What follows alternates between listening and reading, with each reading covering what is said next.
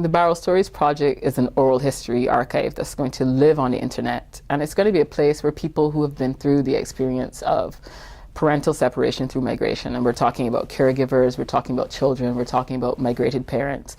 That's a place that people can listen to stories, find similarities, find differences, find fellowship, find healing. And it's also a place where people who have no idea about this particular aspect of the Caribbean experience can come and be educated. There's such a diversity to the experiences that people have around migration and parental separation. I wanted to reflect as much of those experiences as possible. And so I started this oral history project to record people's experiences of being separated by their parents through migration. I think we went into it feeling like, yeah, we're gonna, this is such a common story. We will, let people know that we're doing this, and then we will be inundated with stories. That didn't happen because Caribbean people are very private. A lot of the things that people are talking about, they're doing that for the first time. And some people hadn't even really considered that they were part of this category of people in the first place.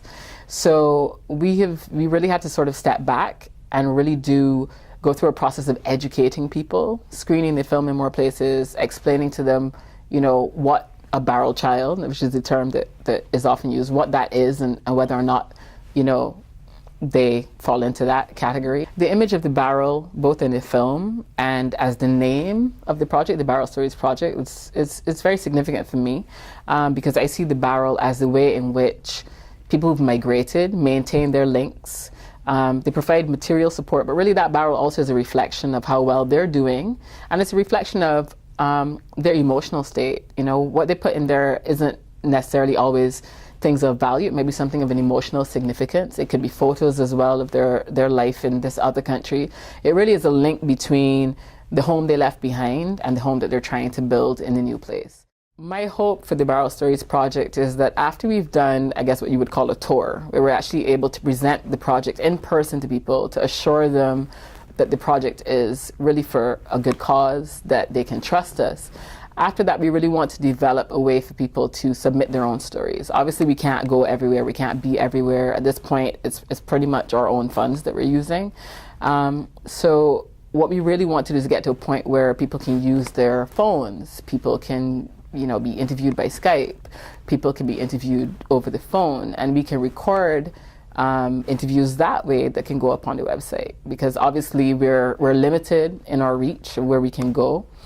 And we want it to be something that continues to just grow and live constantly. We don't want it to ever get to a place where there's a static amount of interviews on the site. But the primary thing that I'm really aiming for is that it's also a place where parents who have to go through this, parents have to make this difficult choice to leave their children behind, can get some sense of what's the best way to do this to minimize emotional trauma.